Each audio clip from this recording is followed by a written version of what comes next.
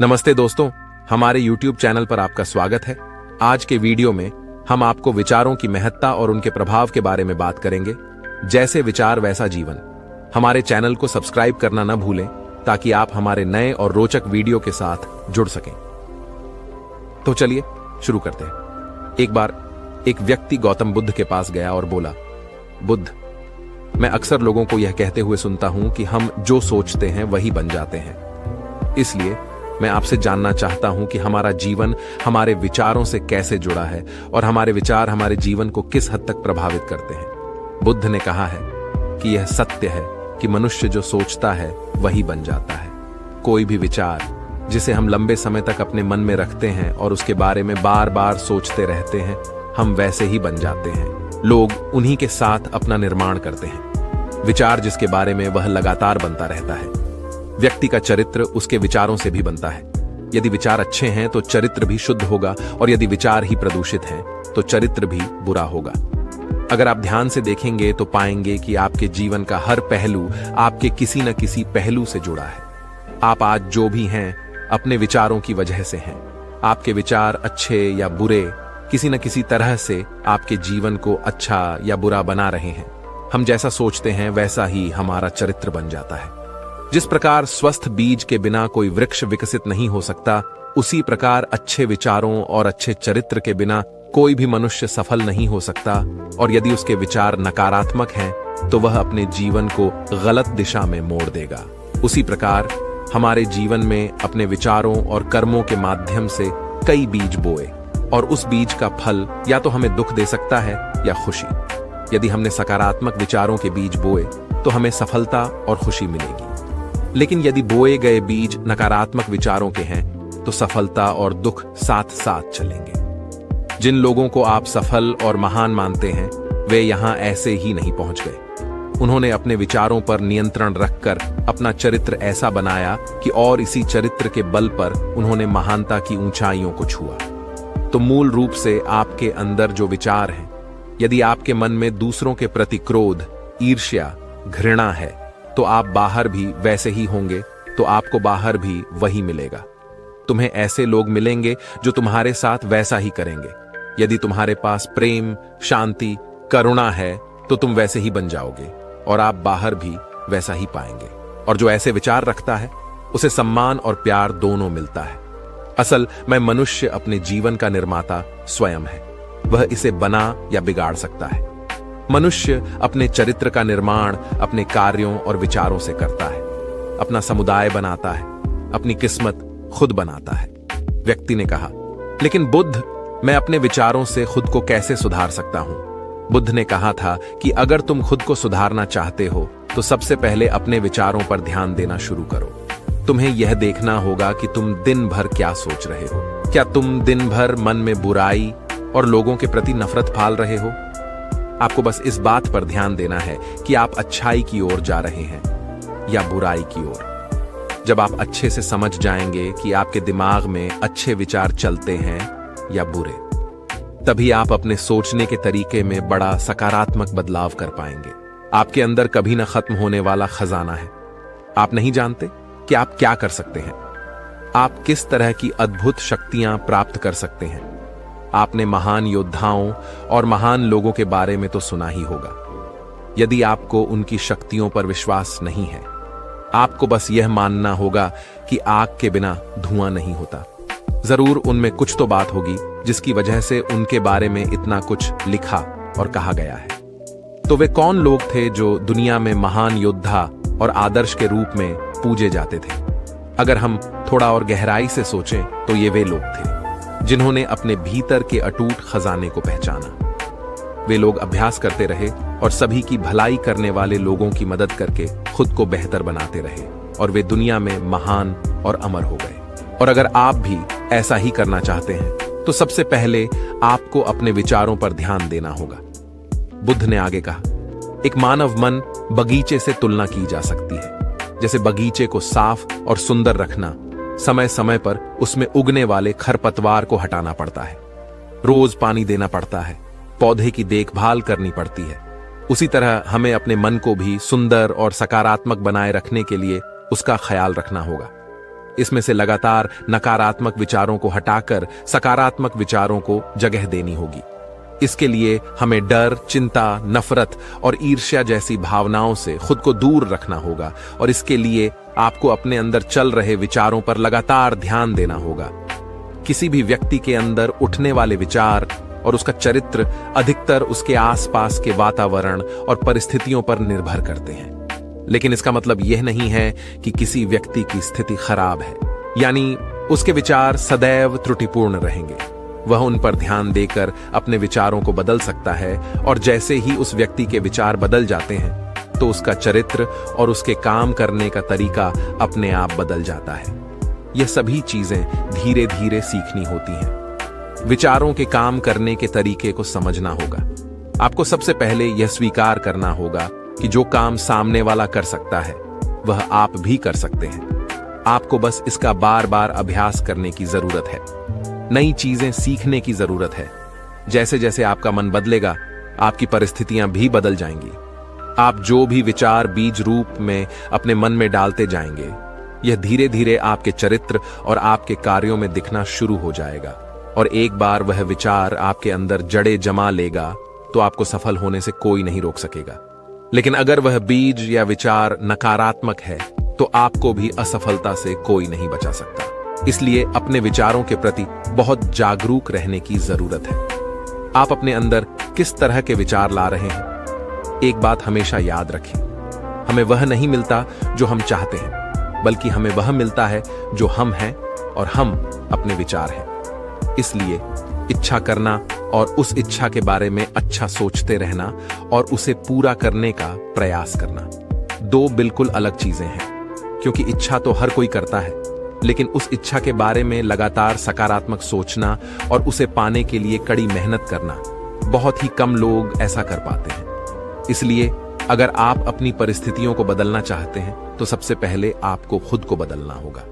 लेकिन ज्यादातर लोग अपनी परिस्थितियों को तो बदलना चाहते हैं, लेकिन अपने सोचने और काम करने के तरीके को नहीं बदलना चाहते।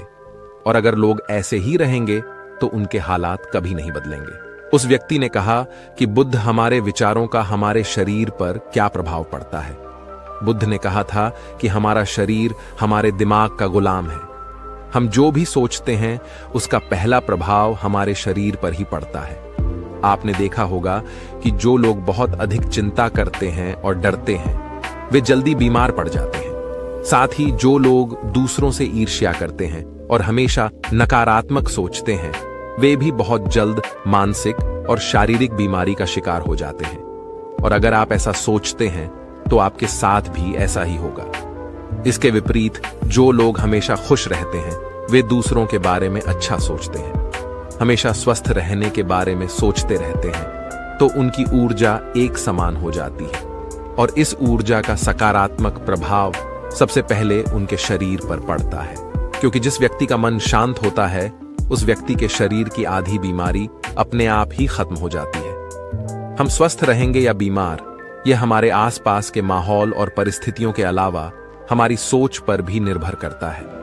एक कमजोर और बीमार विचार हमारे शरीर को भी कमजोर और बीमार बना देता है।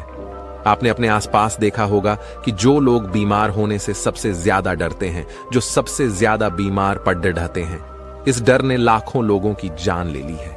इसके विपरीत जो लोग अपने शरीर के बारे में अच्छा सोचते हैं वे स्वस्थ और मजबूत महसूस करते हैं।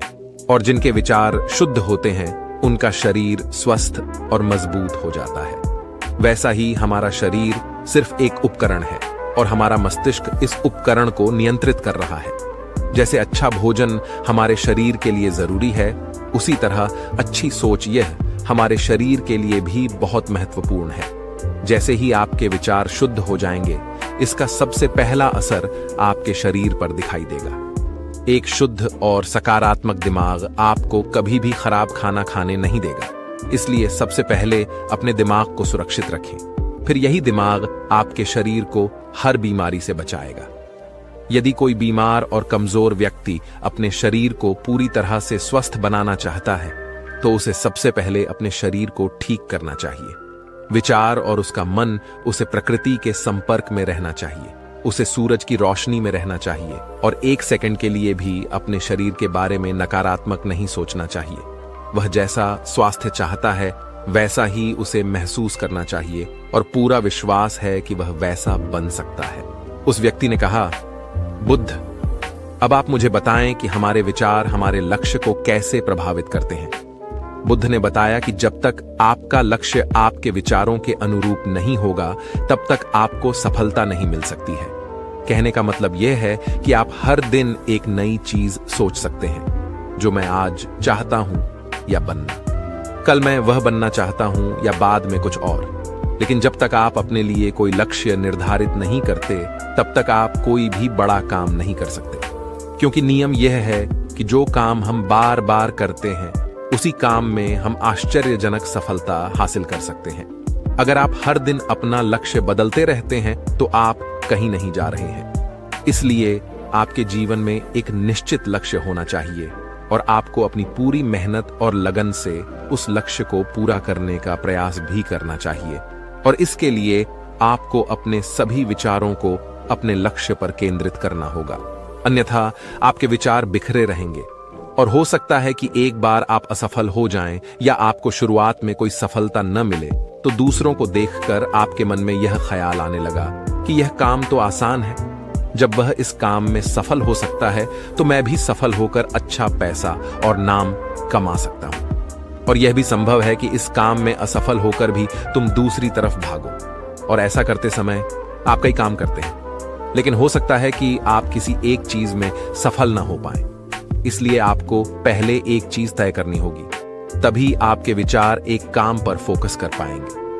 अब आपका वह लक्ष्य कुछ भी हो सकता है, चाहे मन की शांति पाना हो या अमीर बनना हो, लेकिन याद रखें लक्ष्य वही है जो आपके विचारों को एक दिशा में केंद्रित रख सके। यदि आप बार बार अपने लक्ष्य हासिल करने में असफल हो रहे हैं तो इसका मतलब यह नहीं है कि आप इसे हासिल नहीं कर सकते, बल्कि इसका मतलब है कि आपके पास अपने लक्ष्य को हासिल करने का तरीका गलत है। इसलिए आपको अपना लक्ष्य नहीं बदलना है, बल्कि अपनी सोच और अपने काम करने का तरीका बदलना है। अगर आप ऐसा करेंगे तो आप धीरे धीरे सीख जाएंगे और अपने लक्ष्य तक पहुंच जाएंगे। अपनी असफलताओं से कभी मत डरो। अगर आप कुछ बड़ा हासिल करना चाहते हैं तो आपको अंदर से बहुत मजबूत होना होगा, क्योंकि चाहे आप कुछ भी करें, लोग अक्सर आपको अपनी बातों से कमजोर और हताश करने की कोशिश करेंगे।